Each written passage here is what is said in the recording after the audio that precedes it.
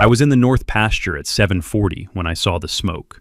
Not a brush fire, not a fence post. The color was brown-black, the column wide, the specific signature of burning dry hay, and I knew it before I had consciously finished the thought. I was back in the truck and driving the ranch road toward the eastern boundary before the thought completed itself. I stopped at the fence line at 7:44 a.m. I did not exit the truck. I picked up the camera first. The shelter was fully involved. All 340 bales of second-cut Timothy, my cattle herd's full winter feed supply, burning from the base up. $31,000, gone by 8 o'clock. 2 men in work clothes were standing at the boundary fence on the other side, watching. Neither was attempting suppression. One had a clipboard. A pickup truck was parked behind them on the Creekside Commons access road. Magnetic door sign on the driver's panel. Cutler Property Services, licensed contractor, general remediation. I photographed the burning shelter. I photographed the 2 men. I photographed the truck, the door sign, and the license plate. Then I called 911. Then I called my attorney. Then I called my neighbor, Calvin. 22 years with the County Water Authority. I asked him one question. Under my private impoundment permit, what is the required notification procedure for a full discharge maintenance operation? He pulled the permit record. He read me the answer. 48 hours advance notice to the State Water Authority. No notification to adjacent landowners. No notification to downstream property owners. No notification to any other party. I wrote it in the logbook margin and underlined the last 4 words. The pond was at 94% of full autumn pool. The maintenance window had been overdue for 2 weeks. Wait, before we dive in, comment where you're tuning in from, light up that like button, and smash subscribe for more fire stories. The Marsh family has owned the 340 acres at the base of the southern slope since 1961. Longer than the county road that runs along its eastern edge has been paved.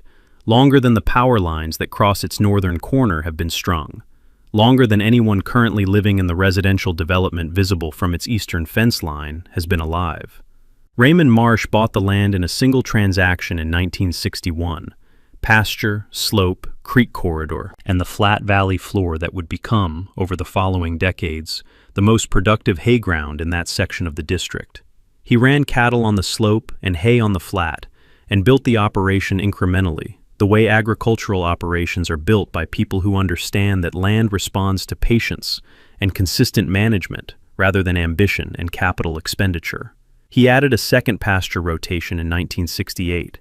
He extended the hay ground in 1974. He built the equipment barn in 1979 and the calving shed in 1983.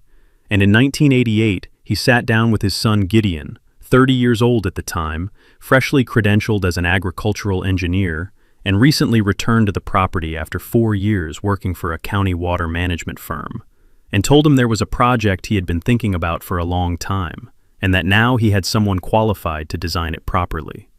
The project was the pond. The seasonal creek that runs through the Marsh property's southern section had been producing irrigation water for the hay ground since Raymond acquired the land, but its flow was inconsistent, strong in spring, reduced in summer, the variable supply pattern of a seasonal system that depends on snowmelt and rain rather than a permanent water table source. Raymond had been managing around the inconsistency for 27 years. What he wanted was an impoundment, a storage system that would capture the spring flow and hold it through the dry months, smoothing the supply curve and giving the hay operation reliable irrigation through August, rather than rationing it after July. Gideon designed the impoundment over the winter of 1987 and 1988. He surveyed the southern slope himself, identified the natural basin where the creek's gradient flattened before the valley floor, and calculated the impoundment dimensions. A 4.2-acre surface area at full pool, a maximum depth of 18 feet at the dam face, a concrete spillway at the southern end, designed to handle the 100-year storm event with a controlled release gate for operational management, and a full discharge bypass for maintenance and emergency drawdown. He filed the design with the State Water Authority in March 1988 and received the private impoundment permit, registration WA-1988-447 in June. The permit grants the Marsh property full operational control of the impoundment, including the spillway gate, under the condition of annual reporting to the Water Authority and compliance with the 48-hour advance notification requirement for any full discharge operation. Construction ran through the summer of 1988. Raymond and Gideon built the dam face together, hired a concrete contractor for the spillway structure, and had the impoundment at first filled by October. By the spring of 1989, the pond was at full pool, 4.2 acres of still water on the southern slope, the creek feeding it from the north, the spillway managing its southern face, the culvert system Gideon had engineered, carrying controlled releases under the access road and into the drainage corridor that ran along the property's southern boundary toward the valley floor. Gideon has been managing the impoundment for 36 years.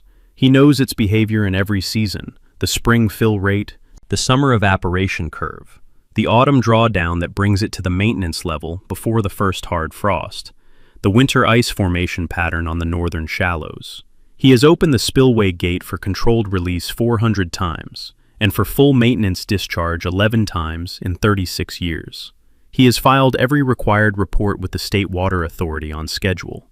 The permit has never lapsed, never been cited for a violation, never been the subject of any regulatory inquiry of any kind. Raymond transferred the property to Gideon in 1995. The full 340 acres, the equipment, the cattle herd, and the impoundment permit transferred under a clean deed with no encumbrances and no reservations. Gideon has run the operation alone since then, with occasional help from his son Phil during the planting and harvest seasons.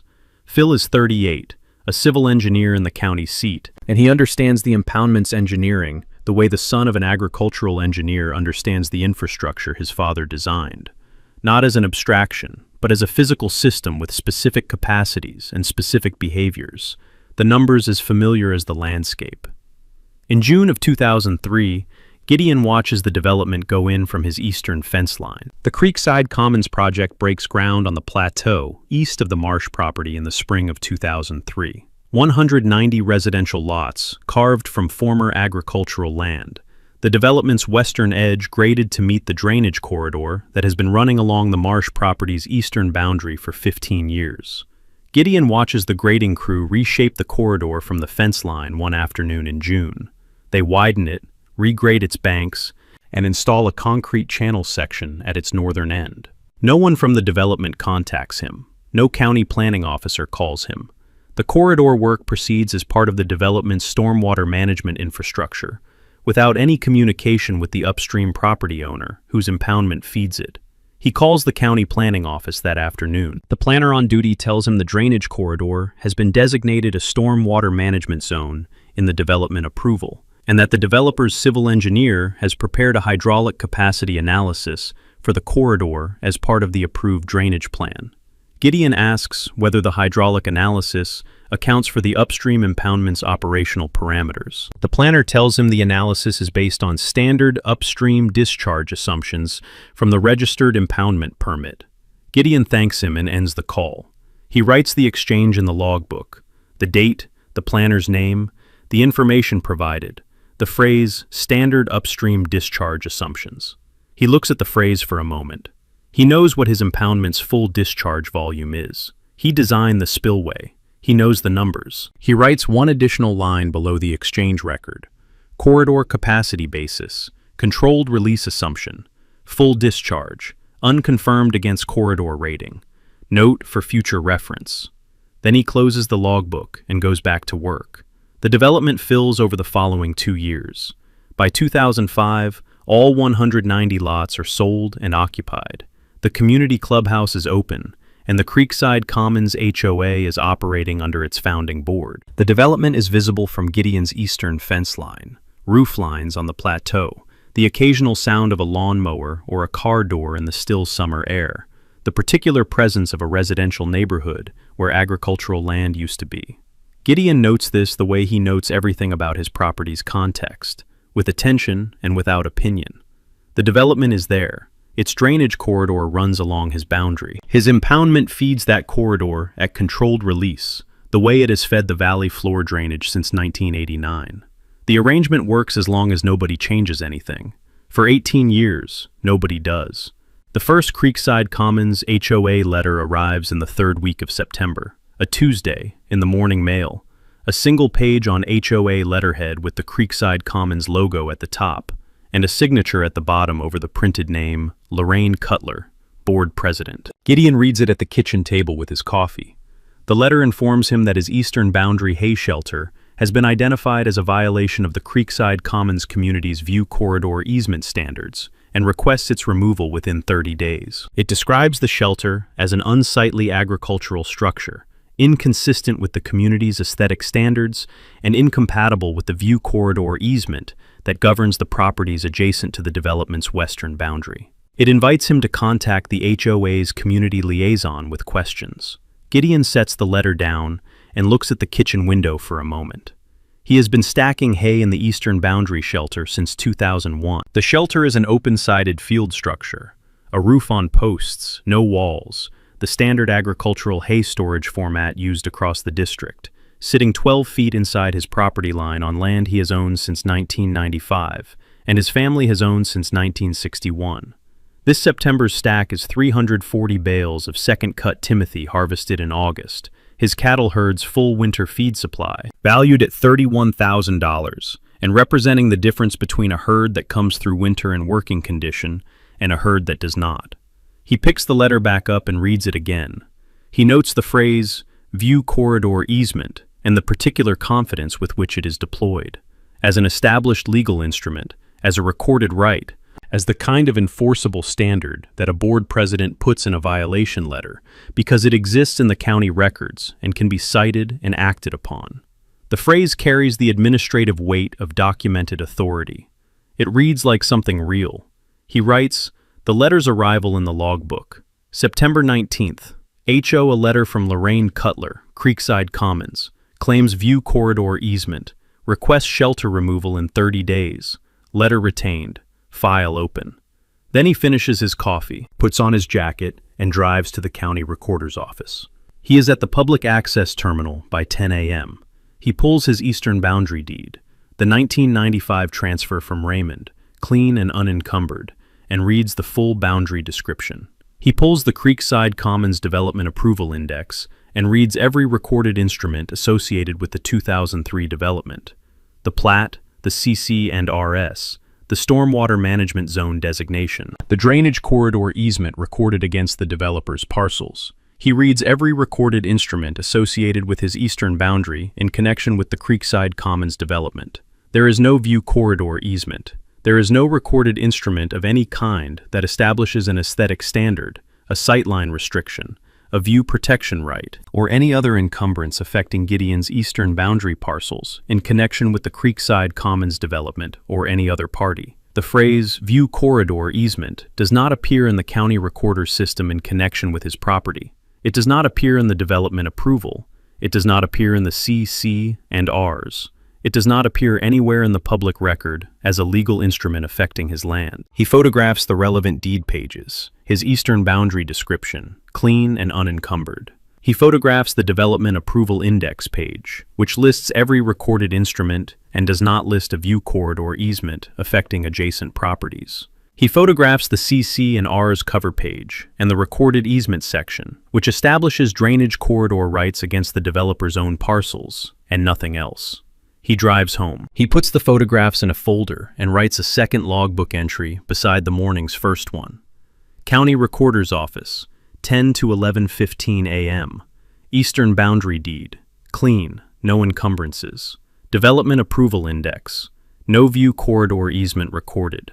CC and Rs, no adjacent property restrictions. No view corridor easement in county records. Letter retained. File open.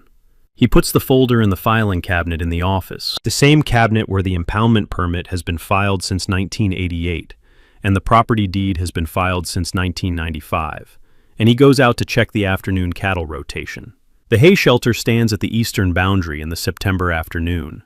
340 bales of second-cut timothy under the roof on posts, 12 feet inside the deed line, exactly where it has stood every September since 2001. The Creekside Commons roof line is visible above the tree line on the plateau to the east. The drainage corridor runs between the boundary fence and the development's western tier, carrying its normal autumn flow from the impoundment's controlled release toward the valley floor drainage. Gideon looks at the shelter. He looks at the roof line. He goes back to work. He calls Phil that evening and reads him the letter. Phil is quiet for a moment.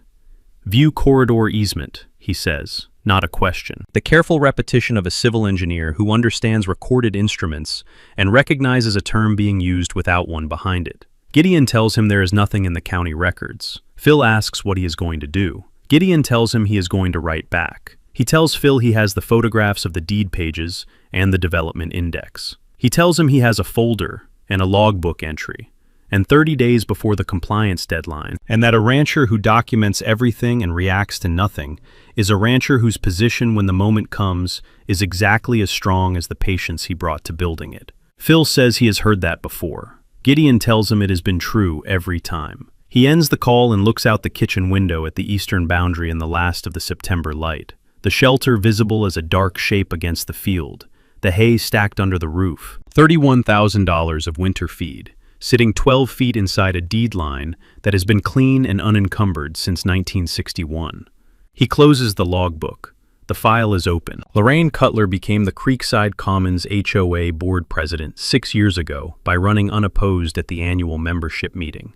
The particular electoral outcome of a community where most residents consider board service an obligation rather than an opportunity, and where the person most willing to do the work inherits the role by default. She took the role seriously from the first week. She read the CC&Rs cover to cover. She reviewed the violation history the previous board had accumulated.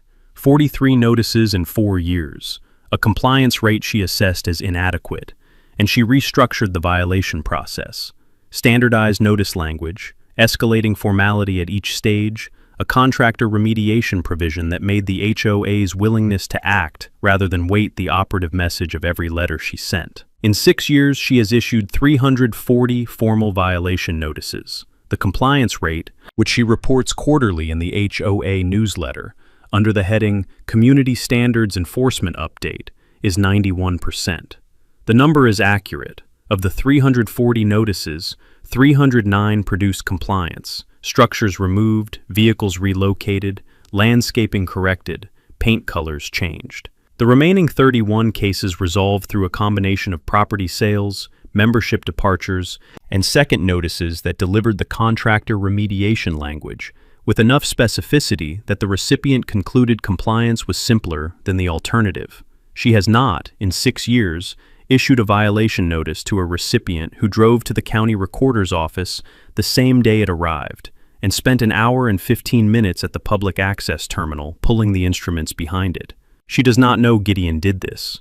His response has not arrived yet. The 30-day compliance window is still open. From Lorraine's perspective, the September letter has been sent, the 30-day clock is running, and the eastern boundary hay shelter, which she can see from the western tier walking path on clear mornings, a brown shape against the field beyond the fence line, is a violation that will resolve on the standard timeline through the standard process. She is not thinking about Gideon Marsh specifically. She is managing 190 households and their surrounding properties with the same administrative momentum that has produced a 91% compliance rate. And the Marsh letter is one item in a violation tracking spreadsheet that currently has 11 open cases, of which the eastern boundary hay shelter is ranked 4th in priority, behind a fence height issue on the northern tier, an unapproved outbuilding in the central section, and a landscaping dispute between 2 members on the eastern road. She is thinking about the hay shelter the way she thinks about most open violation cases, as a compliance timeline problem with a known resolution mechanism, not as a legal dispute with a neighbor who has already confirmed that the instrument her letter cites does not exist. The 30 days expire on a Tuesday in late October. She adds the case to Wednesday morning's violation review and upgrades it to the second stage notice, the formal escalation that she has used 340 times to produce the compliance rate she reports quarterly, written in the elevated register of institutional authority, carrying the weight of a board president who has never had reason to doubt that the weight is real.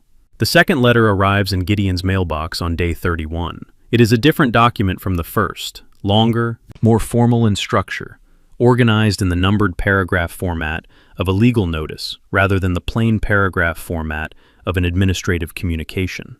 The first paragraph identifies the original notice date, and the elapsed compliance period. The second describes the hay shelter in specific terms: an unsightly agricultural storage structure, inconsistent with Creekside Commons community aesthetic standards, and incompatible with the view corridor easement governing properties adjacent to the development's western boundary. The third paragraph elevates the matter to a formal violation of record, a designation that, in Lorraine's violation process, means the case is now documented in the HOA's official records and is subject to the contractor remediation provision. The fourth paragraph states the contractor remediation provision directly. The HOA reserves the right to engage a licensed contractor to remediate the violation and to bill the cost of remediation to the adjacent property owner if compliance is not achieved within 15 additional days from the date of this notice. It is signed by Lorraine Cutler, board president, with the board's official seal embossed beside the signature. It does not cite a recorded easement by instrument number. It does not attach a county document.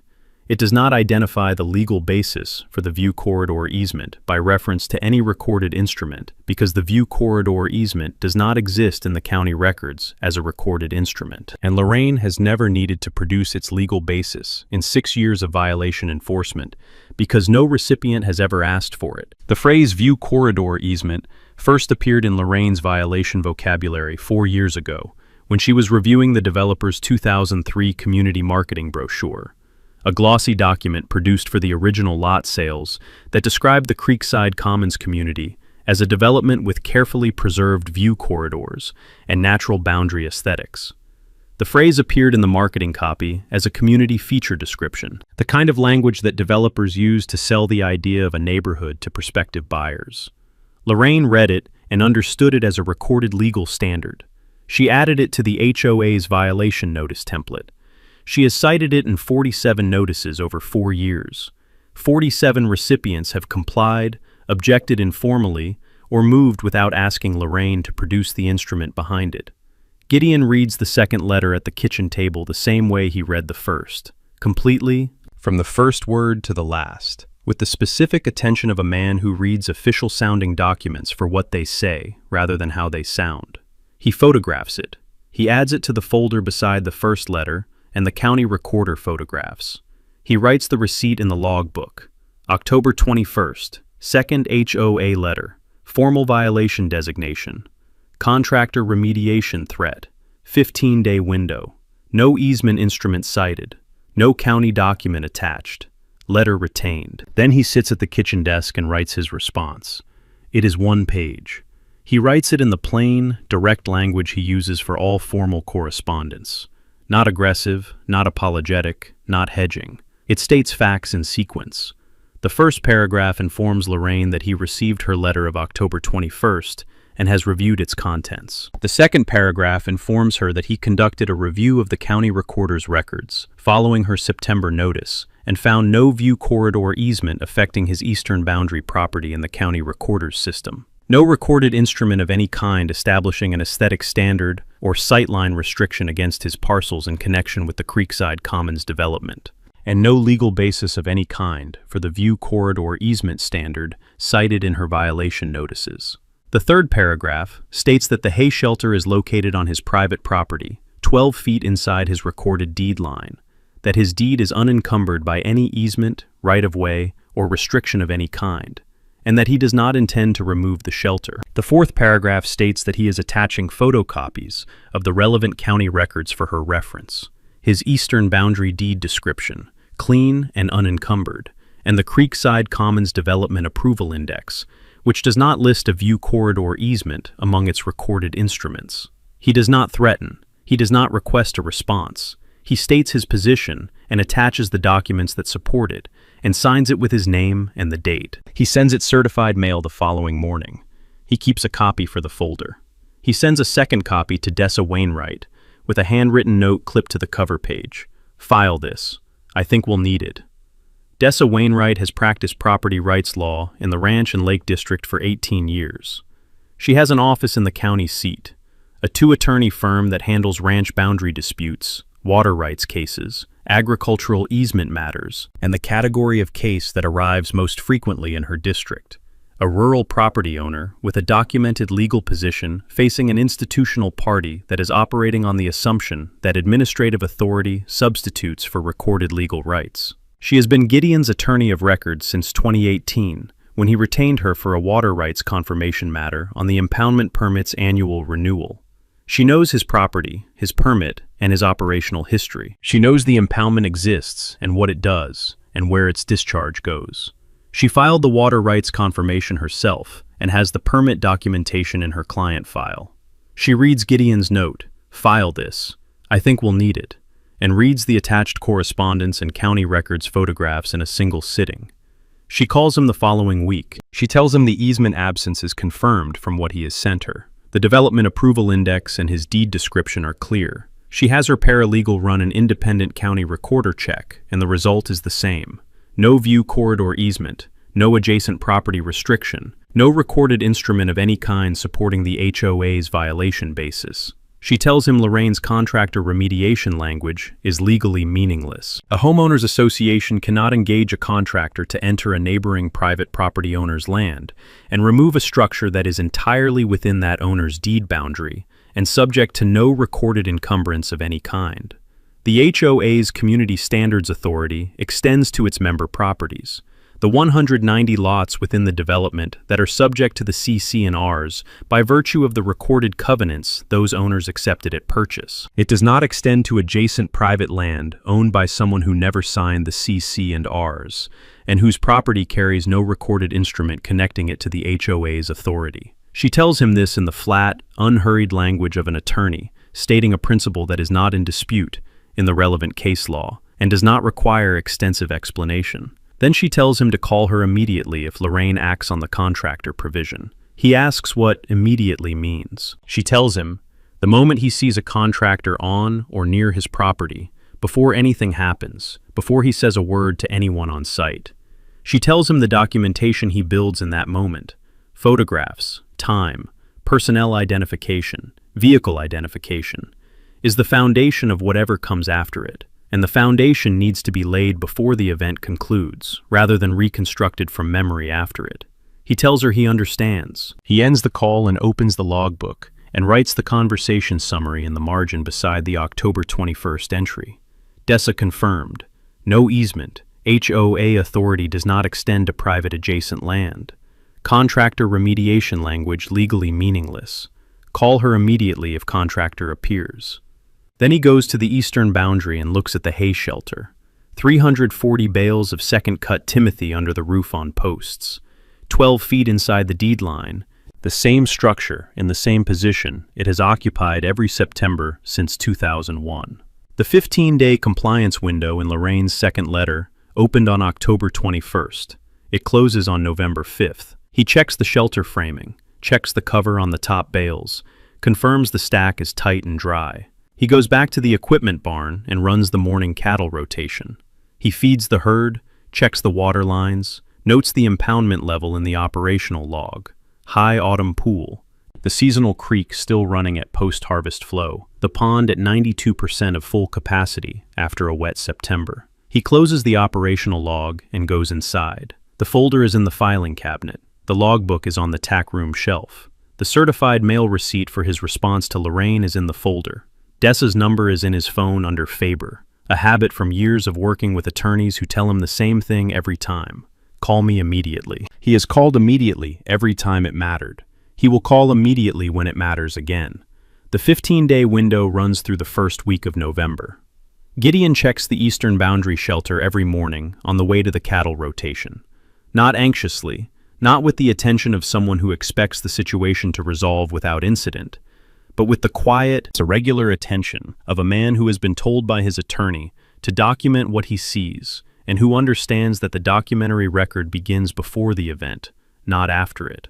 Tanya Osei votes with the board on the contractor authorization at the November board session. A 4-to-1 vote approving engagement of Cutler Property Services to remediate the eastern boundary violation. She votes yes because she has not yet pulled the county records herself, and because Lorraine presents the vote as a routine enforcement action, and because the agenda moves quickly and the question of the view corridor easement's legal basis does not come up in the meeting. She will think about that vote later. She will think about it on a Wednesday morning in December, when she is standing in the clubhouse, watching the water rise in the drainage corridor outside the western windows, and understanding, with the professional clarity of a land use planner who knows what a drainage corridor capacity exceedance looks like, exactly what she is seeing, and exactly how the chain of decisions that produced it began. But that is later. On the first week of November, the contractor authorization has been approved, and the hay shelter is still standing, and Gideon's certified mail response to Lorraine is sitting in the HOA office with the county records photographs attached, unread by any attorney and unacted upon by any party who understands what a development approval index page without a view corridor easement entry means for the legal basis of the violation program that produced the contractor authorization vote. The folder is in Gideon's filing cabinet. The logbook entry reads, "Call her immediately. He will." The northern pasture rotation takes Gideon to the upper fence line by 7:30 on Thursday morning. The standard route, the standard time. The same circuit he has run on alternating days since October began. The cattle are at the north water trough. The sky is clear. The air has the particular stillness of a late October morning before the wind picks up, when sound carries across open ground, and the landscape holds the nights cold, an hour past sunrise. He sees the smoke at 7:40. It is coming from the southeast, from the direction of the eastern boundary, from the precise quadrant of the property where the hay shelter sits 12 feet inside the deed line, with 340 bales of second-cut timothy stacked under its roof. The smoke is not the thin gray thread of a brush fire or a fence post. It is the broad, rolling column of burning dry hay, a specific color between brown and black, a specific volume that a man who has spent 30 years on a working ranch recognizes before he has consciously identified it. The way any agricultural professional recognizes the particular signature of a fire that is consuming something large and dry and highly combustible. Gideon does not panic. He moves. He is back in his truck and driving the ranch road toward the eastern boundary before the smoke column has finished registering as a complete thought.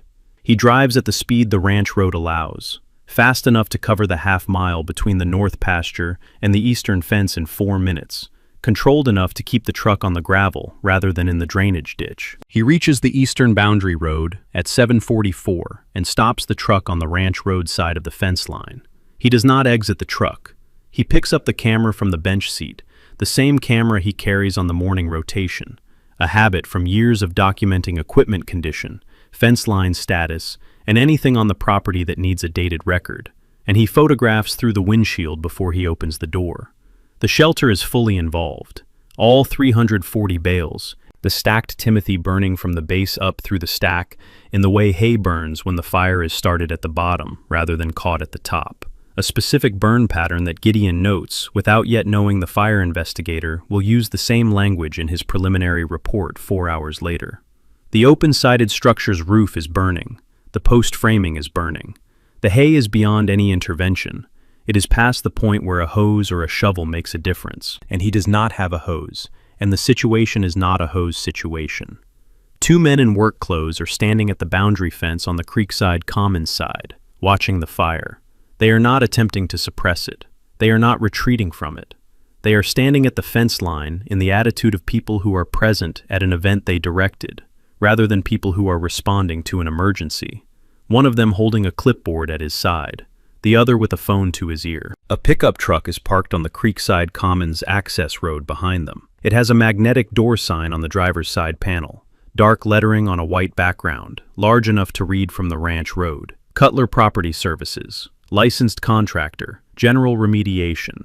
Gideon photographs the burning shelter. He photographs the 2 men at the fence line, their faces, their body positions, the clipboard. He photographs the contractor truck. He photographs the magnetic door sign. He photographs the license plate.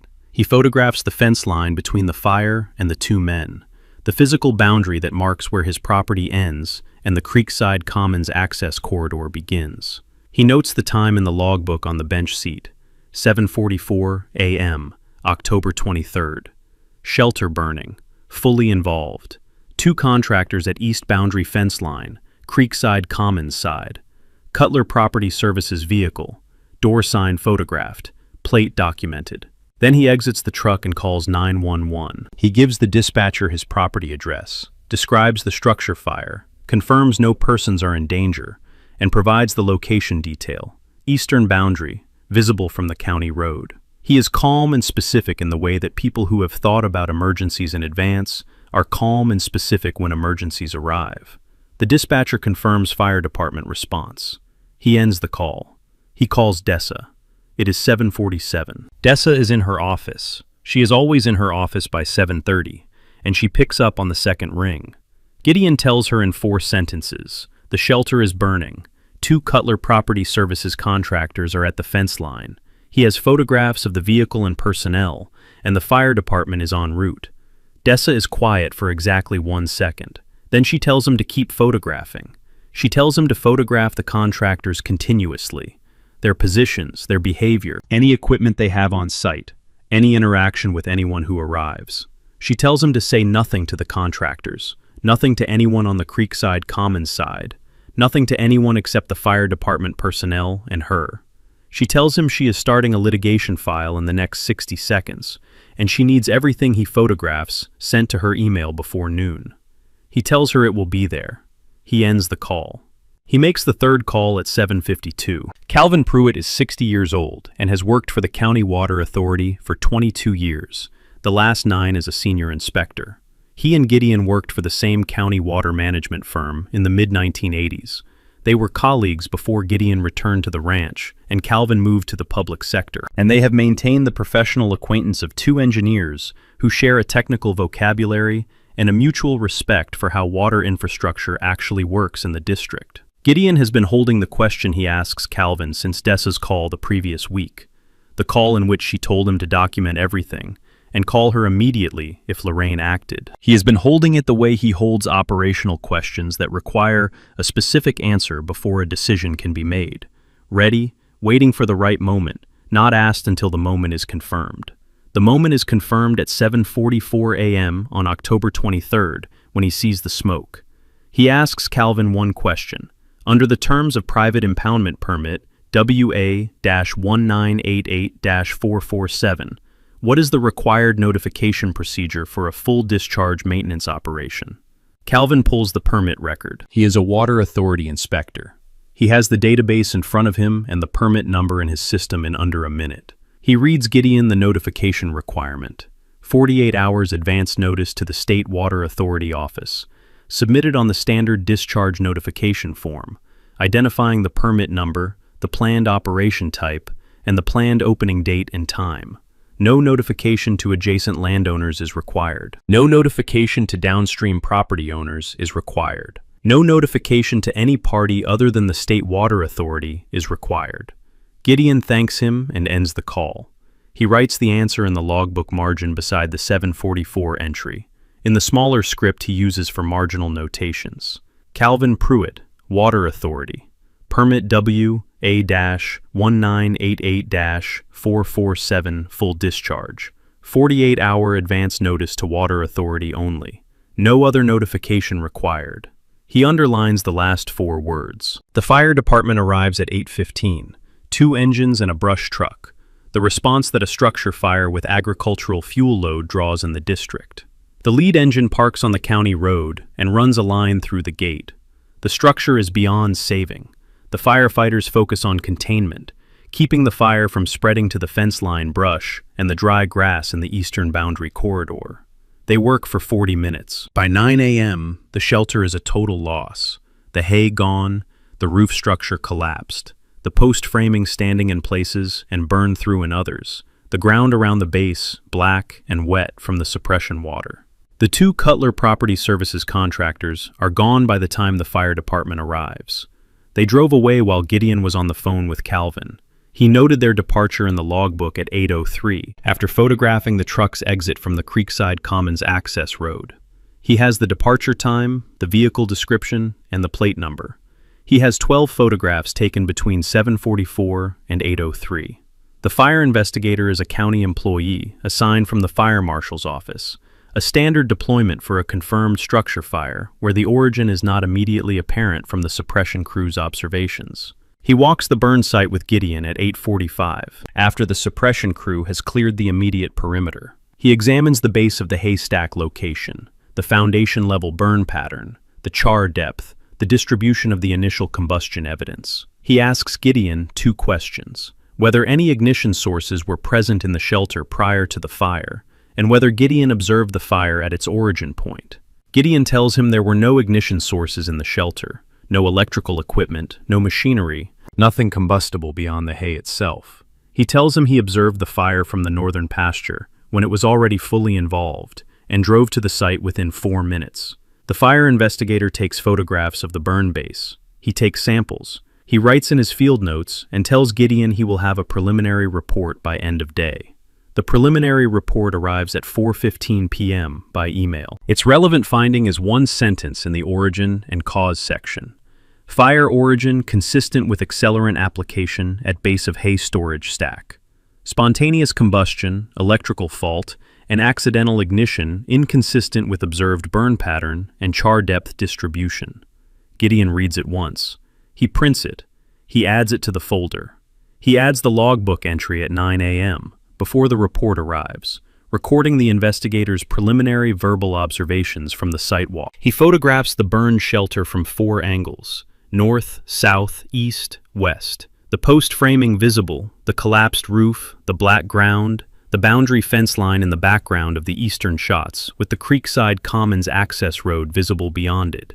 He uploads all 43 photographs from the morning, the pre-fire arrival images, the contractor documentation, the vehicle and plate photographs, the fire department arrival sequence, the post-suppression shelter documentation, and emails them to Dessa before noon with the logbook entry transcribed in the email body.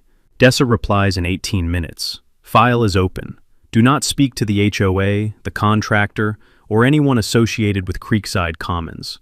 I will call you this afternoon. He reads the reply and closes his laptop. He looks out the kitchen window toward the eastern boundary. He cannot see the shelter from the kitchen. It is below the slope break, hidden by the tree line, but he can see the faint haze still hanging above the eastern fence corridor in the late morning air, the residual atmosphere of a fire that burned for 30 minutes before suppression and consumed $31,000 of winter feed in the process. He opens the operational log and checks the impoundment level. High autumn pool. The seasonal creek has been running strong since the wet September, and the pond is at 94% of full capacity. He notes the level in the log. He notes the date. He sits at the kitchen desk for a moment. 340 bales of second-cut Timothy. His cattle herd's full winter feed supply.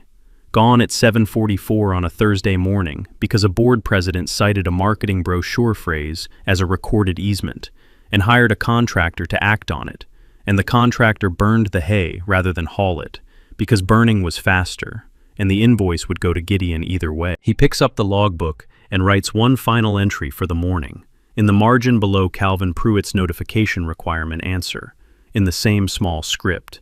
Impoundment, 94% full pool, autumn high water, maintenance window, pending decision. He caps the pen. He goes outside to check the cattle. The herd will need feed, not today, not this week. There is supplemental pasture through November in a normal year, and he can source emergency hay from 2 district suppliers he has worked with for 20 years. The logistical problem is solvable.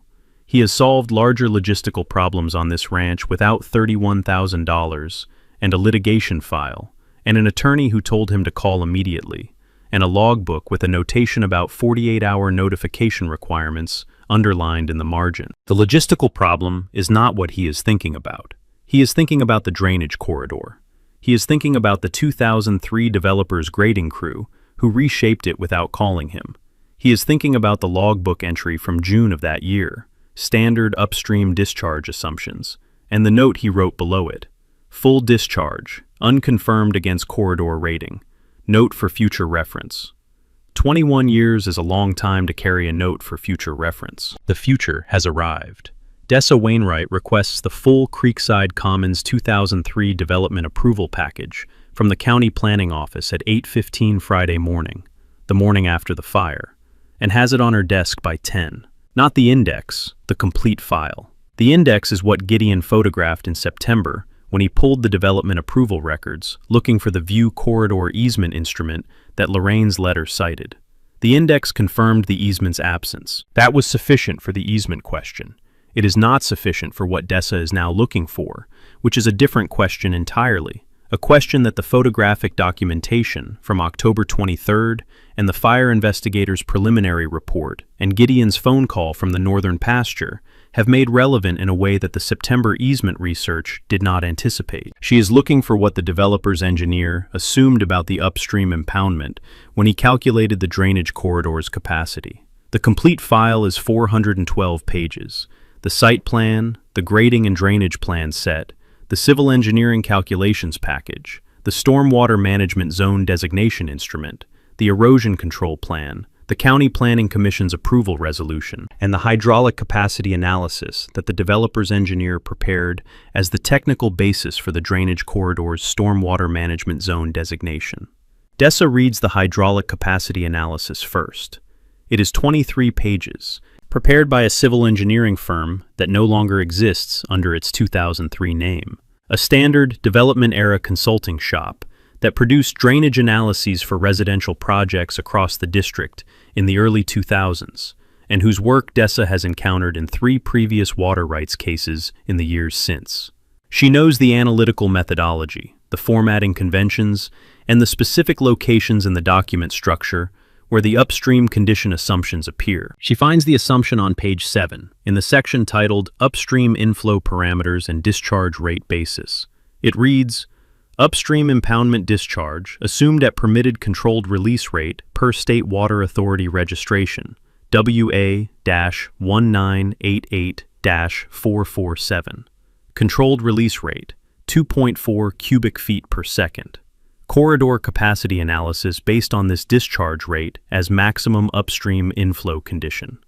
She writes the sentence on her legal pad and underlines the phrase maximum upstream inflow condition. Then she opens the State Water Authority database and pulls permit WA-1988-447. The permit is the same document Gideon has in his filing cabinet and that Calvin Pruitt pulled from his inspector database on Thursday morning when Gideon called him from the eastern boundary fence line. DESA has seen it before. She filed the 2018 water rights confirmation on it and knows its structure. She goes directly to the operational specifications section. The controlled release rate for standard irrigation operations, 2.4 cubic feet per second. The full discharge rate for maintenance operations at high pool, 7.8 cubic feet per second. She writes both numbers on the legal pad. She draws a line under them and writes the ratio below the line. Full discharge, 3.25 times controlled release rate. She sits with the legal pad for a moment. Not the pause of uncertainty, but the pause of an attorney who has found the number she expected to find, and is now moving from the analytical phase to the strategic one. From the question of what the records show to the question of what the records mean for the shape of the case she is building. The drainage corridor running along Creekside Commons' western boundary was designed and rated by its own developer's engineer for a maximum upstream inflow of 2.4 cubic feet per second. That is, the controlled release rate from Gideon's impoundment, the rate at which he has operated the spillway for 36 years. The rate that the developer's engineer assumed would be the permanent operational ceiling when he calculated the corridor's capacity in 2003. The rate that produces a stormwater management zone that functions correctly, as long as the upstream impoundment never opens to full discharge. Full discharge from permit WA-1988-447 produces 7.8 cubic feet per second. The corridor was rated for 2.4. The ratio is 3.25 to 1. DESA has handled water rights cases for 18 years. She has seen drainage corridor capacity exceedances in 3 previous matters involving upstream impoundments and downstream development infrastructure. She knows what a factor of 3 exceedance looks like when the downstream corridor has residential properties on its banks. The fill rate, the overflow timeline, the inundation depth at the point where the corridor's rated capacity is exceeded, and the water has nowhere to go except laterally into the adjacent grade. She knows what the western tier of Creekside Commons looks like from the county road. She drove it 2 weeks ago when she was pulling the development approval index for the easement research. She saw the western tier lots, the rear yards backing to the drainage corridor, the graded banks, the residential landscaping running to the corridor edge. She picks up the phone and calls Gideon. It is 2:15 Friday afternoon. She tells him the civil complaint is ready to file. She has the cause of action structure built: destruction of private property, the hay shelter and its contents, conversion of the Timothy stockpile valued at $31,000, and trespass by the HOA's contractor in the execution of an action directed against a private structure on land to which the HOA has no authority, recorded or otherwise. The evidentiary foundation is the fire investigator's preliminary report noting accelerant-consistent origin, the 43 photographs from October 23rd, and the contractor vehicle and personnel identification from the Cutler Property Services magnetic door sign and license plate documentation. She tells him Exhibit A through Exhibit F are ready. She tells him the filing can go to the courthouse Monday morning. Then she tells him about the drainage corridor. She reads him the sentence from page 7 of the hydraulic analysis. Upstream impoundment discharge assumed at permitted controlled release rate per State Water Authority registration, WA-1988-447. She reads him the controlled release rate, 2.4 cubic feet per second. She tells him the corridor's rated capacity is based on that number as the maximum upstream inflow condition. Then she tells him the full discharge rate under his permit, 7.8 cubic feet per second. She gives him the ratio. Gideon is quiet for a moment, the particular quiet of a man who designed the spillway himself, who knows the impoundment's full discharge volume the way he knows the ranch's operational specifications, who has carried the June 2003 logbook notation about standard upstream discharge assumptions and unconfirmed corridor ratings for 21 years, and is now hearing those two numbers placed side by side for the first time by someone who has read both source documents in the same sitting. He asks Dessa whether opening the spillway to full discharge for scheduled maintenance is within his permit rights. She tells him it is entirely within his permit rights. The permit grants full operational control of the impoundment and the spillway gate. Scheduled maintenance discharge, the seasonal drawdown operation that brings the impoundment to its winter maintenance level, is a standard permitted operation that he has performed 11 times in 36 years. The required notification is 48 hours advance notice to the State Water Authority on the standard discharge notification form. No notification to adjacent landowners is required. No notification to downstream property owners is required. No notification to the Creekside Commons HOA, its board president, its attorneys, or any of the 17 homeowners whose rear yards border the drainage corridor is required under any provision of his permit or any statute she is aware of. He is the permitted operator of a private impoundment on his own land. He can open the spillway gate at any time for any permitted operational purpose, with 48 hours notice to the water authority. That is what the permit says. Gideon thanks her. He ends the call. He opens the logbook on the kitchen desk and writes a single entry below the morning's accumulated notations: the fire record, the contractor documentation, the Calvin Pruitt notification requirement confirmation, the impoundment level reading, the pending maintenance window note. He writes it in 4 lines. Dessa called, 2:15 p.m. Drainage corridor capacity basis, 2.4 cubic feet per second, controlled release. Full discharge permit rate, 7.8 cubic feet per second. Factor of 3 over rated capacity. Maintenance window, pending. He caps the pen. He looks at the 4 lines for a moment. He has been an agricultural engineer for 40 years. He designed the spillway. He ran the drainage calculations himself in the winter of 1987 and 1988, sitting at the same desk where the logbook is open now, working from the topographic survey of the southern slope and the creek's measured flow data. He knows what 7.8 cubic feet per second looks like coming out of the culvert at the bottom of his access road. He knows how quickly it fills the drainage corridor at that volume. He knows what happens when a corridor rated for 2.4 reaches the banks of the adjacent grade at 7.8. He is not a vindictive man. He has not been operating the ranch for 30 years on the basis of vindication. He operates it on the basis of what the land requires, what the cattle require, what the infrastructure requires, and what his legal rights as the owner of the property and the permitted operator of its impoundment allow him to do. The impoundment is at 94% of full autumn pool. The seasonal drawdown operation, the scheduled maintenance discharge that brings the pond to its winter level, is overdue by 2 weeks. He has delayed it because October was unusually wet, and he was managing the timing against the pasture irrigation schedule. It needs to happen before the first hard frost, which the County Weather Service is forecasting for the second week of November. The maintenance window is not theoretical. It is not a strategic instrument. It is an operational requirement of a 36-year-old private impoundment that needs its seasonal drawdown on a normal schedule, managed by its permitted operator in accordance with the notification requirements of a state water authority permit that has never lapsed and never been cited for a violation. He calls Phil that evening. Phil answers on the second ring. Gideon tells him about the fire investigator's report. He tells him about the complaint DESA is filing Monday. He tells him about the drainage corridor records DESA pulled, the hydraulic analysis assumption, the controlled release basis, the full discharge rate, the ratio. Phil is quiet for a longer moment than usual. He asks his father if he is planning to run the seasonal maintenance discharge. Gideon tells him the impoundment is at 94% of full pool, and the drawdown is 2 weeks overdue, and the hard frost window opens in 10 days. Phil asks about the drainage corridor. Gideon tells him what DESA told him. The corridor is rated for the controlled release rate. Full discharge exceeds the rated capacity by a factor of 3. The western tier of Creekside Commons has 17 properties backing to the corridor. Phil asks if Lorraine's house is on the western tier. Gideon tells him it is the 4th property from the southern end. Phil is quiet again. Then he asks one question.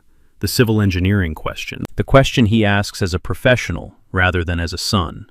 What is the estimated inundation depth at the western tier lot line at full discharge volume and high pool input rate, given the corridor's current rated capacity and the adjacent grade elevation? Gideon tells him. Phil says nothing for a moment. Then he says, "Call me Monday after the filing." Gideon tells him he will. He ends the call and closes the logbook and looks out the kitchen window at the eastern boundary in the evening dark. The burned shelter invisible from the kitchen, but present in the landscape the way a loss is present, as an absence where something was, as a gap in the familiar outline of a property that has been managed and documented and legally defended since the morning of October 23rd, with the same patience it has been managed for 63 years before that. The folder is in the filing cabinet. The complaint is ready. The impoundment is at 94%. The maintenance window opens when he decides it opens. DESA files the complaint at 8:50 Monday morning. She has been at the courthouse since 8:15. The filing window opens at 8:30, and she wanted to be first through it. Not for tactical reasons, but for the practical reason that a Monday morning filing in the first week of November at the county courthouse has a specific processing timeline, and she wants the case number assigned and the service clock running before noon. The complaint is 31 pages and 6 exhibits, organized in the structure she uses for property damage cases, where the evidentiary record is documentary rather than testimonial. Causes of action first, factual background second. Exhibit references integrated into the factual narrative so that a judge reading the complaint for the first time can move from the legal claim to the supporting evidence without breaking the thread of either. The first cause of action is destruction of private property. The hay shelter and its contents, 340 bales of second-cut timothy, $31,000 at current market rate, were destroyed by fire on the morning of October 23rd by agents acting under the direction of the Creekside Commons HOA, executing a contractor remediation action purportedly authorized by a view corridor easement that does not exist in the county recorder's system. The structure was on private property. The contents were private property. No legal authority authorized the action that destroyed them. The second cause of action is conversion. The timber stockpile, the $31,000 winter feed supply, was converted from Gideon's possession and use by the deliberate act of the HOA's contractor. Conversion does not require physical removal. Destruction of personal property in the execution of an unauthorized act constitutes conversion under state law, and the fire investigator's preliminary report establishing accelerant consistent origin removes the possibility of accidental or incidental causation from the defendant's available defenses. The third cause of action is trespass. Cutler Property Services personnel crossed onto land adjacent to Gideon's eastern boundary in the execution of the HOA's remediation directive, accessing the fence line corridor and executing an action whose effects extended onto Gideon's private property. The boundary fence line is documented in the October 23 photographs. The contractor's position at the fence line is documented. The fire's origin on Gideon's side of the fence is documented in the investigator's report. Exhibit A is the eastern boundary deed, the 1995 transfer from Raymond, clean and unencumbered. The boundary description, confirming the shelter's position 12 feet inside the deed line. Exhibit B is the County Development Approval Index, the same page Gideon photographed in September, showing the recorded instruments associated with the Creekside Commons development and the absence of any view corridor easement among them. Exhibit C is Lorraine's 2 violation letters, the September notice and the October formal escalation with its contractor remediation provision. Exhibit D is Gideon's certified mail response, with the deed photocopy and development index photocopy attached, the certified mail receipt confirming delivery, and Lorraine's failure to respond or retract the contractor remediation threat in the days following receipt. Exhibit E is the photographic documentation from October 23rd. All 43 photographs organized in chronological sequence: the burning shelter, the 2 contractors at the fence line, the clipboard, the Cutler Property Services vehicle, the magnetic door sign, the license plate, the departure sequence, the post-suppression shelter documentation. Exhibit F is the fire investigator's preliminary report, the county fire marshal's office document bearing the investigator's signature and his finding. Fire origin consistent with accelerant application at base of hay storage stack. Dessa walks out of the courthouse at 9:40 with the case number written on the top of her copy of the complaint and calls Gideon from the courthouse steps. She tells him it is filed. She tells him the case number. She tells him service on the 3 defendants, Lorraine Cutler personally, Creekside Commons HOA, and Cutler Property Services, will be completed by end of week through the county process server.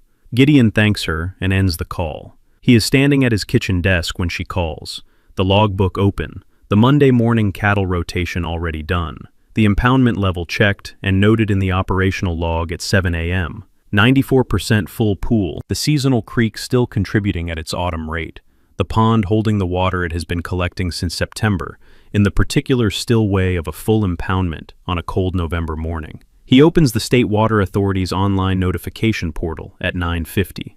The discharge notification form is a single page, the same form he has filed 11 times in 36 years. The standard instrument that permits the seasonal maintenance full discharge operation that brings the impoundment from its high autumn pool to its winter maintenance level.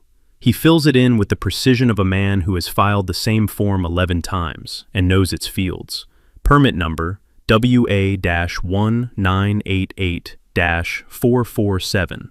Operation type, scheduled maintenance, full discharge. Planned opening date, Wednesday, November 6th. Planned opening time, 7 a.m. Anticipated duration, 11 to 12 hours. Plans closing time, approximately 6 p.m. He reads the form once. He submits it at 9:58. The confirmation arrives in his email at 10:03. The State Water Authority's automated acknowledgement, the form reference number, the confirmation that notification has been received and logged against permit WA-1988-447, in compliance with the permit's advance notification requirement. He prints the confirmation. He adds it to the operational log with the date and time. He writes the filing in the logbook. 10:03 a.m., November 4th. Water Authority notification submitted. Permit WA-1988-447. Full discharge maintenance operation. Wednesday, November 6th, 7 a.m. The notification went to the State Water Authority office in the county seat, the single required recipient, the only party the permit requires to receive advance notice of a full discharge operation. It did not go to Lorraine Cutler. It did not go to the Creekside Commons HOA board, its general counsel, its community liaison, or its newsletter distribution list. It did not go to the 17 homeowners on the development's western tier whose rear yards back to the drainage corridor. It did not go to Roy Cutler, who works from home on Wednesdays, and who will be the one who calls the county emergency line when the water reaches his back door threshold. None of these notifications are required. Gideon sent exactly what the permit requires to exactly who the permit requires it to go to, filed the confirmation in the operational log, and went to check on the afternoon cattle rotation. He calls Phil at 6:30. Phil answers on the first ring.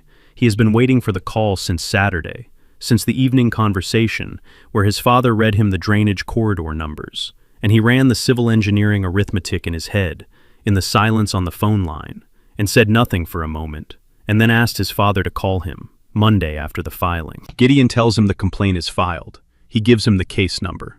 He tells him the maintenance window opens Wednesday at 7 a.m. Phil asks about the drainage corridor, not the abstract question, the specific one. He asks whether the corridor's current physical condition, the late-season vegetation and sediment accumulation that typically reduces an earthen drainage channel's functional capacity below its rated design capacity, has been factored into the analysis. Gideon tells him DES's analysis used the rated design capacity from the 2003 hydraulic analysis. The actual functional capacity in November, after a wet September and October with elevated sediment transport, is likely lower than the rated design figure. Phil is quiet for a moment. Then he asks if Lorraine knows about the impoundment, not whether she knows the pond exists, but whether she knows what the pond's full discharge volume means for the corridor that runs along her development's western boundary. Gideon tells him what he knows. Lorraine can see the pond from the development's western tier on a clear day. It is visible from the walking path along the western boundary, a flat, still surface on the slope above the property line, the concrete spillway face visible at its southern end, the culvert outlet visible at the base of the access road, where the discharge enters the drainage corridor. She has been looking at it from the walking path for as long as she has been board president. She has never contacted him about it.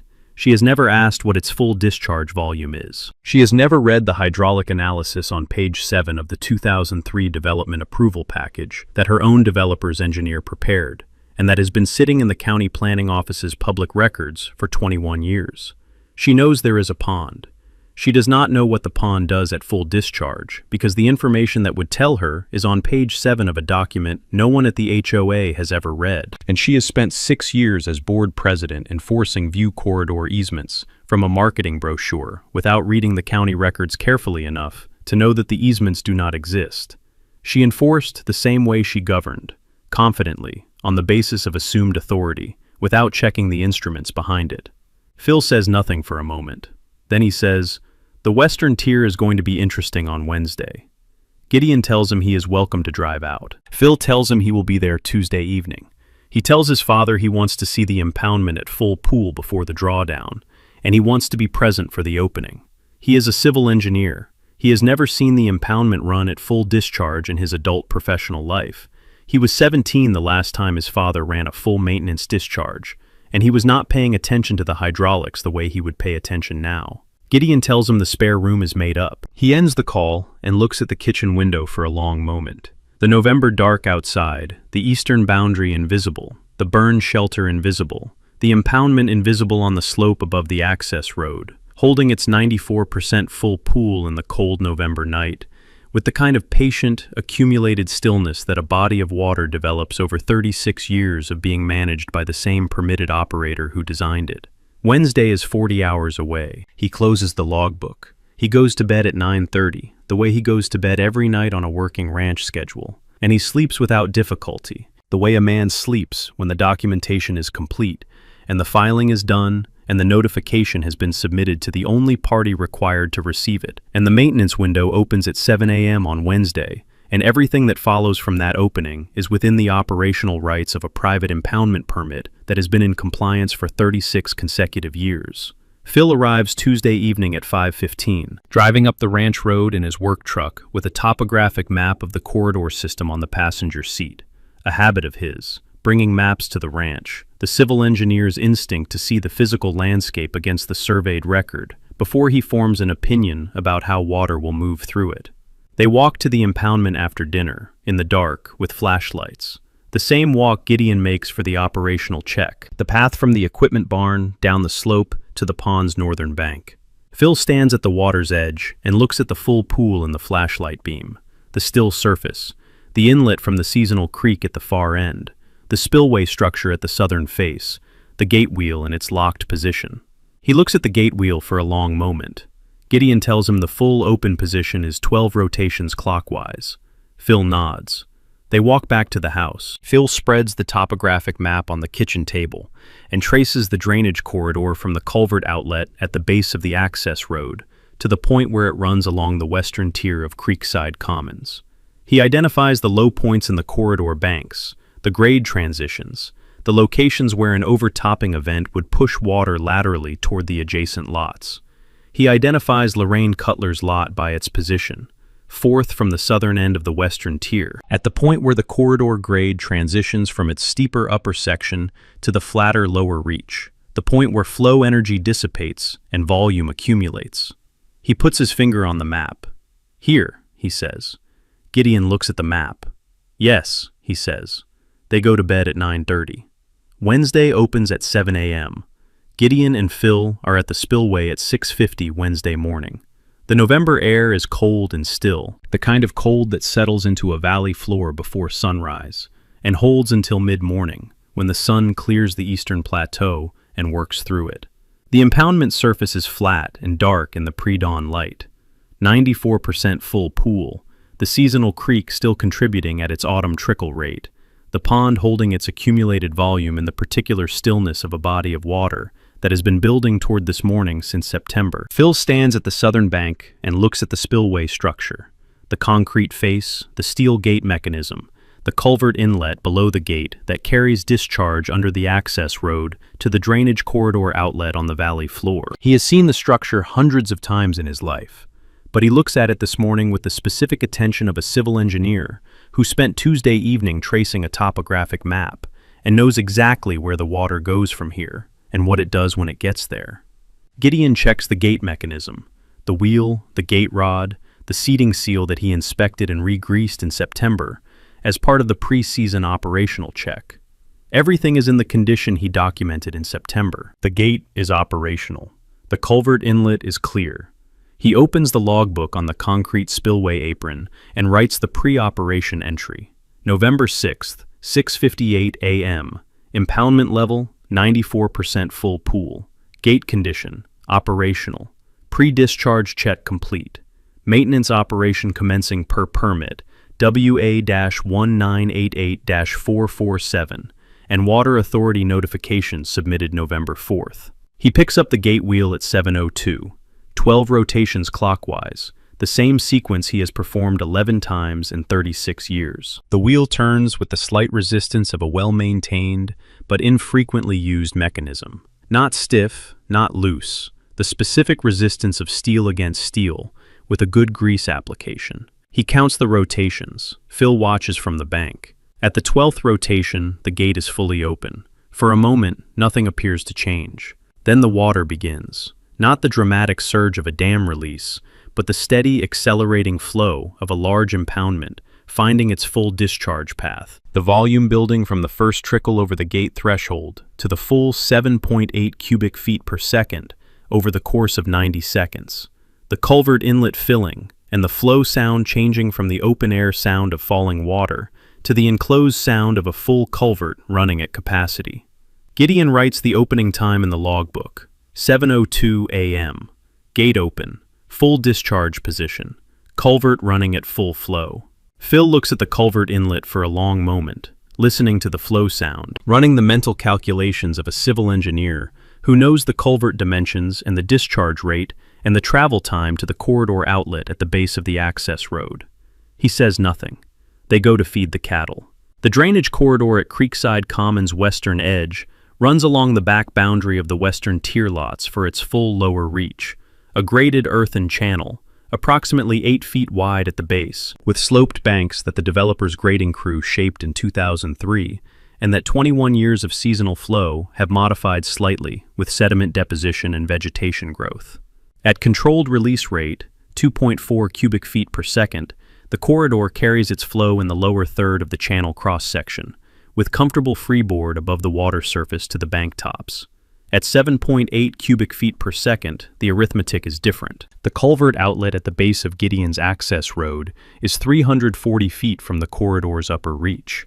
The water arrives at the corridor at full discharge volume by 7:40, traveling the culvert length and the short open channel section between the culvert outlet and the corridor inlet at the flow rate of a full impoundment in high autumn pool condition. The corridor accepts the flow at 7:40. By 8:15, the water level in the corridor upper reach is visibly elevated. A resident on the western tier walking path notices it on her morning walk and pauses to look at it before continuing. The water surface is higher than she has seen it in the 6 years she has lived in the development, but it is still within the channel banks, and she does not think more of it. By 9 a.m., the corridor is at capacity. Water surface at the bank tops, along the full length of the western tier reach, the flow moving at the volume and velocity of a system running at its design limit. 2 residents notice this from their rear yards and post observations to the HOA forum. Corridor looks high this morning. Anyone else seeing this? No one responds for 40 minutes. By 10:30, the corridor is over capacity. The first overtopping occurs at the sediment bar that has accumulated on the corridor's east bank at the grade transition point, the flat lower reach that Phil identified on the topographic map Tuesday evening, his finger on the 4th lot from the southern end. The sediment bar has been building for 3 years, reducing the effective channel cross-section at that location, and it is the first point on the corridor where the bank is functionally lower than the rated design height. Water moves over the sediment bar into the graded margin of the adjacent western tier lot at 10:34. Once the overtopping begins, it does not stop. The full discharge volume has nowhere else to go. The corridor banks along the lower reach begin taking water laterally into the western tier rear yards, not as a wave, not as a surge, but as the steady, relentless lateral spread of a volume that exceeds the channel's rated capacity and finds the path of least resistance into the adjacent grade. By 11 a.m., there is standing water in the rear yards of 9 western tier properties. By 11:40, there is standing water in the rear yards of all 17.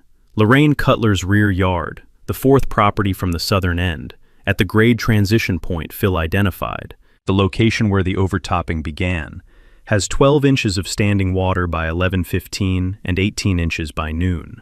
Roy Cutler discovers it at 11:50.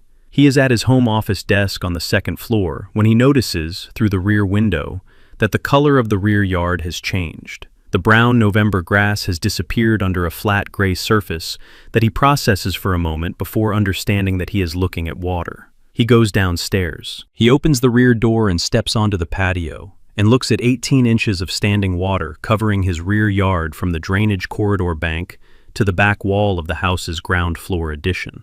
He stands on the patio for a moment. He has no context for this. He does not know about the impoundment's full discharge operation. He does not know about the drainage corridor's capacity ratings. He does not know about the hydraulic analysis on page 7 of the 2003 development approval package.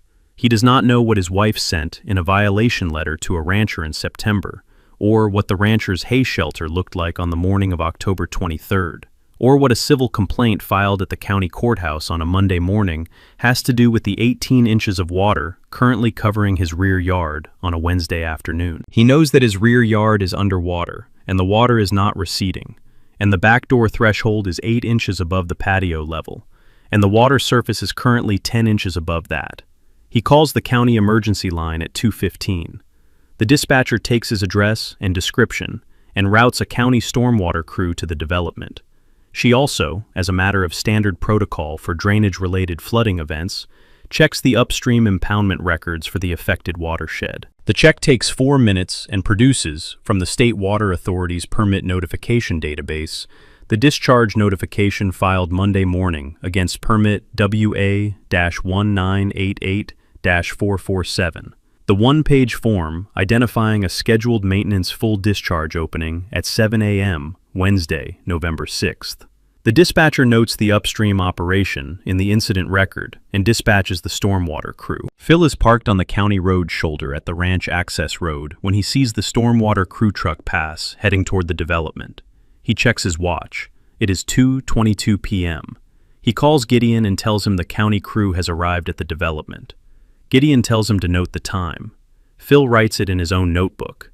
The civil engineer's habit, dating from years of construction site documentation. By 3 p.m., the Western Tier has 12 properties with water at or above rear door threshold level. The HOA office has received 41 calls.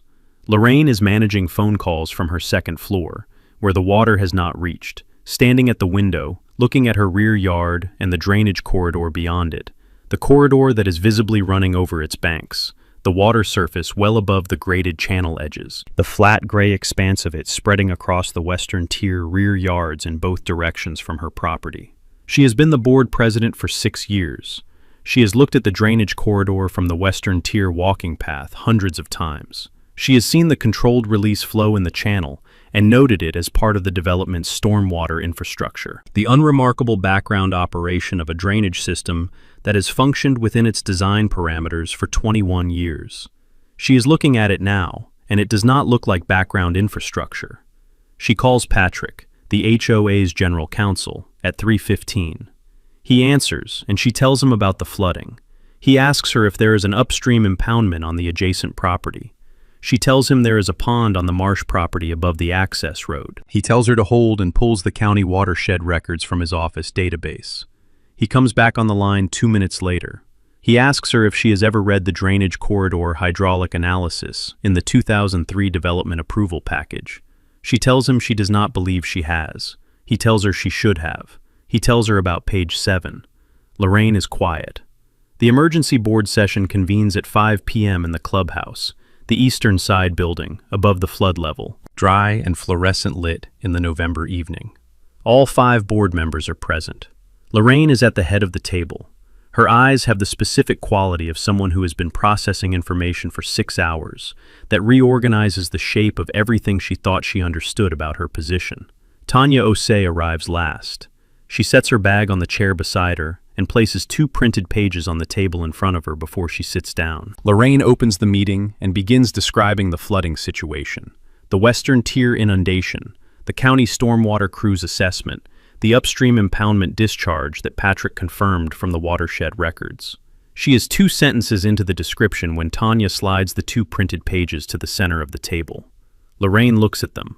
The first page is an email from Tanya to Lorraine, dated 3 years earlier, a message flagging a county stormwater management bulletin that had identified drainage corridor capacity assumption vulnerabilities in residential developments built adjacent to registered upstream impoundments, and recommending that the HOA confirm the operational parameters of the marsh property impoundment with the property owner as a precautionary measure.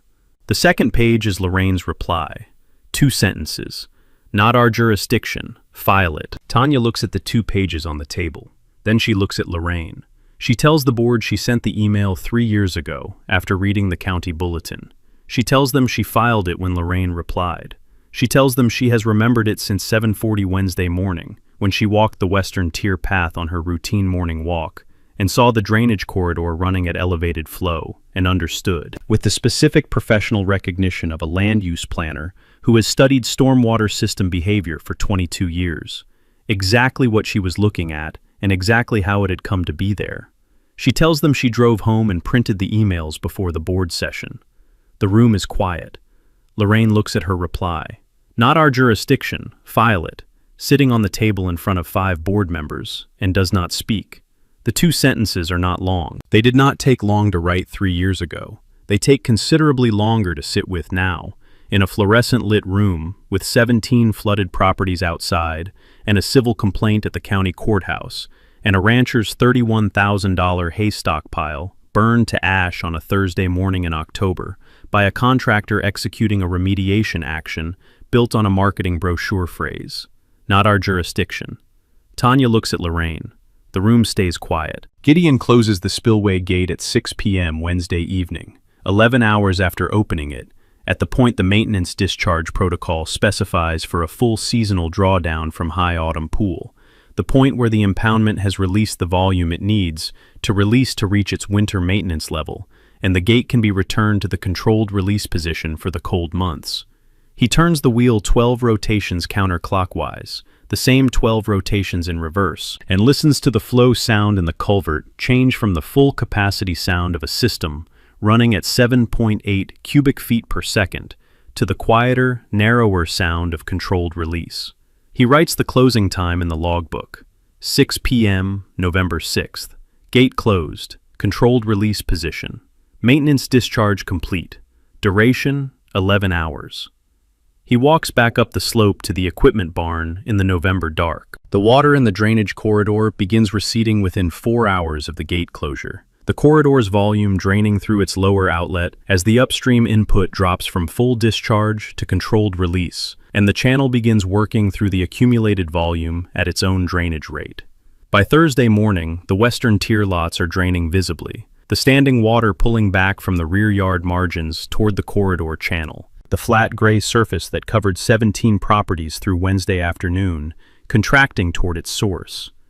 By Friday, the standing water is gone. What remains is the physical record of an 18-inch flood event, the kind of record that water leaves on a landscape with the same impartiality that a logbook leaves on paper. Waterlogged soil in the western tier rear yards, soft and dark in the November light. Debris lines on fence posts and foundation walls at the high water mark. The thin lines of leaves and organic material that moving water deposits at its maximum elevation and leaves as evidence when it recedes. The particular flattened condition of lawn grass that has been underwater for 6 hours. The silt deposits at the low points of the rear yard grades, where the water lingered longest before draining. The debris lines on the fence posts are at 18 inches. They will be visible for weeks. Lorraine Cutler resigns from the board presidency on Thursday afternoon. A single paragraph submitted to the board's administrative email, plain in language, brief in explanation. She thanks the community for the opportunity to serve. She does not mention the hay shelter. She does not mention the fire. She does not mention the view corridor easement that does not exist in the county records, or the contractor remediation authorization that the board voted 4-1 to approve, or the 2 sentences she sent Tanya 3 years ago. Not our jurisdiction. File it. That sat in a filed email while the Stormwater Management Bulletin and its recommendation gathered the particular dust of unacted upon administrative correspondence. She submits the resignation and does not attend any further board session. Tanya Osei assumes the interim board presidency by Friday morning. A board vote conducted by email, the same mechanism as the previous interim assumption, completed before 9 a.m. She has been thinking about what comes next since Wednesday morning on the walking path, when she saw the corridor running elevated and understood what she was looking at. She has been thinking about it through the emergency board session and through the 2-page email exchange on the conference table and through Thursday's drainage monitoring and through Lorraine's resignation notification arriving in her inbox Thursday afternoon. What comes next is Dessa Wainwright. She calls Dessa's office at 10 a.m. Friday. She identifies herself and her new role, and she tells Dessa 2 things without preamble. In the direct language of a former land use planner who has spent 22 years in rooms where the gap between what should have been done and what was done becomes visible, and who has no patience for the kind of institutional hedging that substitutes for accountability. The first is that the board is not contesting the deed, the easement absence, or the fire documentation. The eastern boundary deed is Gideon's, unencumbered. The view corridor easement does not exist in the county records and has never existed. The fire investigator's preliminary report says what it says. The board has retained Patrick for an assessment, and his assessment is the same as the one he gave the emergency board session 3 weeks earlier, delivered this time with the additional exhibit of 17 flooded properties and a resigned board president. The second is that the board wants full settlement, comprehensive, recorded, complete, not a negotiated partial resolution, not a payment and a handshake, a full recorded settlement that addresses the property damage claim, the legal fiction of the view corridor easement, and the structural condition that produced Wednesday's flooding. Specifically, the stockpile replacement and contractor damages, a recorded acknowledgement that the view corridor easement has no legal basis and no effect on Gideon's eastern boundary property, and a permanent stormwater management agreement formalizing Gideon's controlled release rate in exchange for a negotiated annual payment. The last item is Tanya's addition, not Dessa's requirement, not a term Gideon has asked for. Tanya has put it on the table because she is a land use planner who understands that the community's long-term exposure is not the civil complaint currently at the county courthouse, which has a finite resolution cost. The long-term exposure is the spillway, the permitted operational right of an upstream property owner who has demonstrated, in 11 hours on a Wednesday in November, exactly what full discharge looks like at the drainage corridor, and exactly what the corridor does with a volume 3 times its rated capacity. A formal recorded agreement that keeps Gideon operating at controlled release in exchange for an annual payment is not a capitulation. It is the instrument the 2003 developer should have negotiated before routing the development's stormwater management infrastructure through the drainage zone of an upstream private impoundment. It is the agreement that should have existed for 21 years.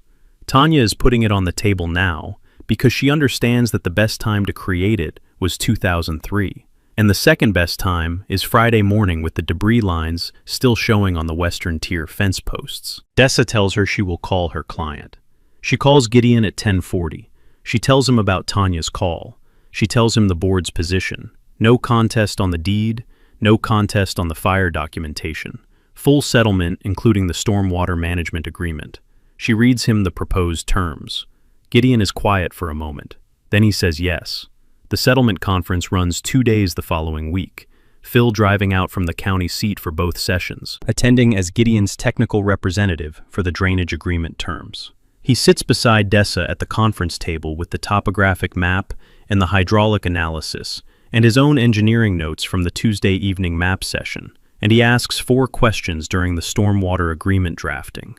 The corridor maintenance responsibility allocation, the controlled release rate measurement and verification protocol, the procedure for planned full discharge operations under the permit's maintenance provision, and the dispute resolution mechanism if the HOA claims a release event exceeded the controlled release rate. Each question tightens the instrument. The third question produces a provision that Dessa had not included in the draft, a recorded acknowledgement that full discharge maintenance operations under permit WA-1988-447 remain within Gideon's operational rights, regardless of the stormwater management agreement, as long as the 48-hour Water Authority notification requirement is met. The provision is Gideon's protection against a future board claiming the management agreement has converted his permitted operational rights into a restricted easement.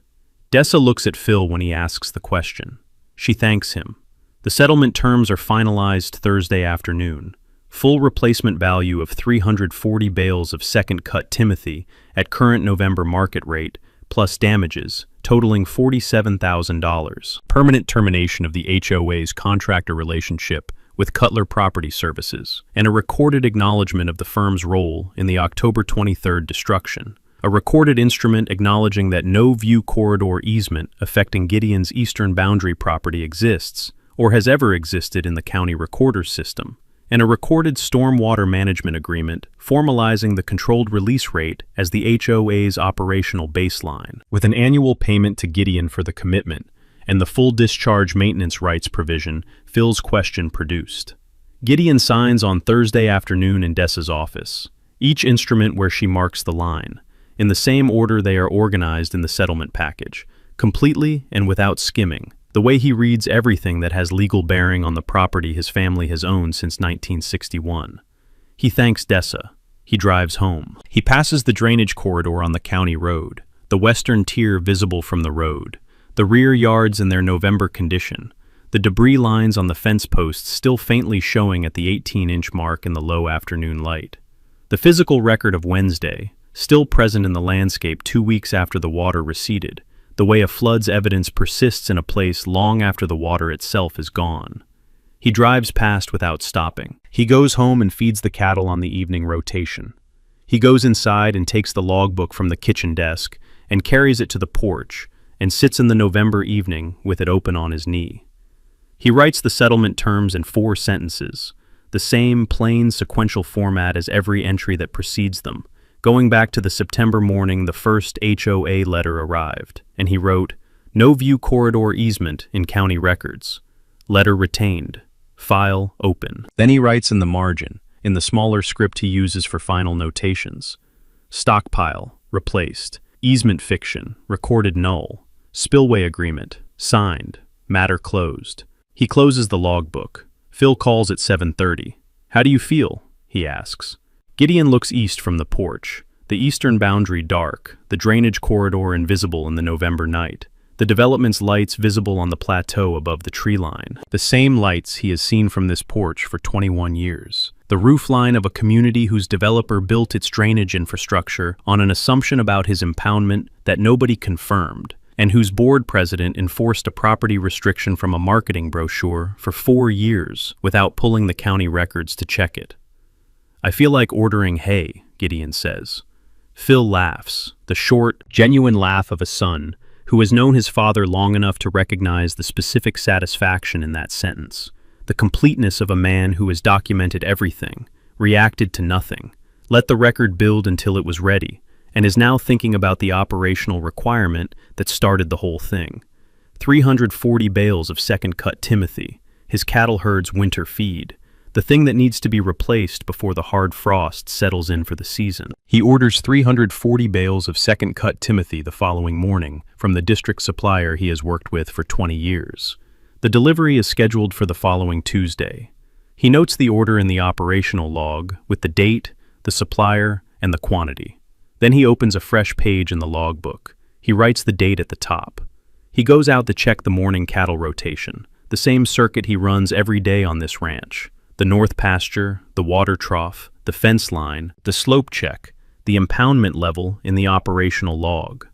The pond is at its winter maintenance level, the seasonal drawdown complete, the spillway gate in its controlled release position where it will stay until spring. The property is the same 340 acres it has been since 1961. The deed is clean. The permit is current. The logbook has a fresh page. He caps the pen and goes to work.